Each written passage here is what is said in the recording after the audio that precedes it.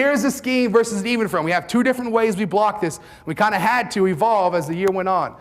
For H-block, we know he's down blocking. For our tight end, okay, the tight end has the defensive end no matter what. Okay, and he has three different rules depending upon what technique he's going to see. If he's got a 7 technique, he down blocks. Okay, if he has an 8 technique, he's going to base block. Just take him on. Instead of leaving with his inside foot. If he's got a 9 technique, he's going to do what we call zone reach him. All right, where basically he's going to zone step, work to his outside shoulder, working to get that outside digit. Okay? Now this year, we didn't have that tight end.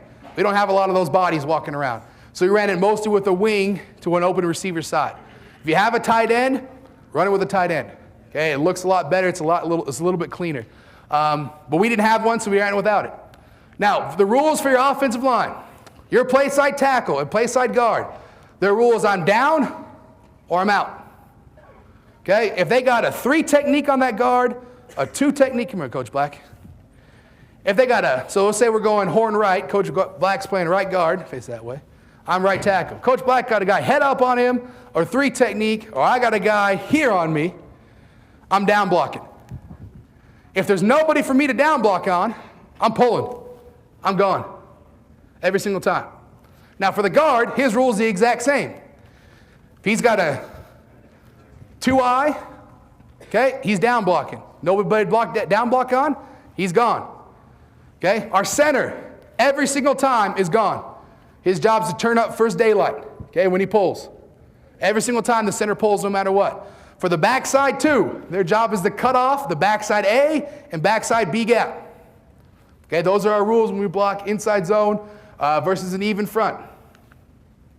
Okay, so this is an example. You got a 3 technique, you got let's say an 8 technique on the tight end, backside 2-eye, pretty simple. Guard's pulling out, probably going to kick out this linebacker. Center's pulling, turn up first daylight. Now we tell our running back, when he gets out there, he sees that center pull to find that second puller, get into his hip pocket, and follow him. Now our best running back, I'll be honest, he had one rule, get loose. Okay? If he had a lane, he could take it somewhere, we let him do it. But we teach our kids to follow that center. But if you got a guy that can just create on his own, don't put handcuffs on him. Okay? Because sometimes your running backs can be faster than your center. All right? So that's our horn versus an even front.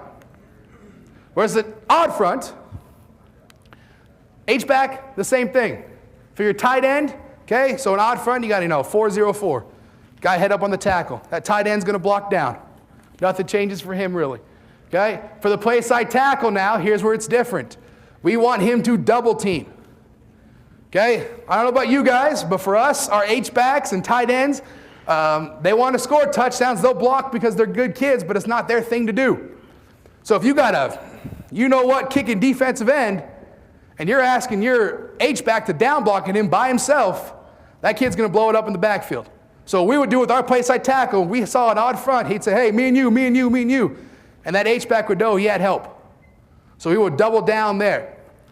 Now that automatically means that our front side guard was pulling, our center was pulling, and the backside guard had the responsibility of cutting the nose guard. Okay, so if there was a 0 technique on the center, that backside guard had to cut him. Very, very important. You got to have a kid that can do that. We'd have him tighten down his split if he needed to on our horn play to cut that backside guy.